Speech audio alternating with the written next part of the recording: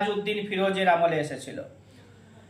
বিজয়নগর সাম্রাজ্য 1336 খ্রিস্টাব্দে তৈরি হয়েছিল। হরিহর বুক্কা করেছিল।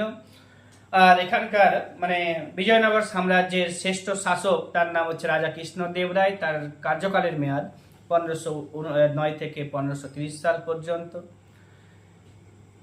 রাজা কৃষ্ণদেব রায় লোদি বংশের শেষ শাসক ইব্রাহিম লোদি, বাবর ও ইব্রাহিম লোদি। তো বাবর এবং ইব্রাহিম লোদি দুজনেরই সমসাময়িক ছিলেন।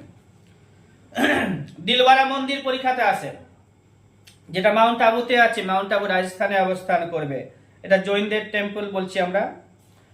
আরাবল্লী পর্বত ওইখানেই রয়েছে, আরাবল্লী পর্বতের কাছে রয়েছে মাউন্ট আবু। গুরু শিখর আরাবল্লী পর্বতের সর্বোচ্চ শৃঙ্গের নাম আল বিরুনি। সুলতান মাহমুদের সময়ে ভারতে এসেছিল। তাকে কি হিন্দ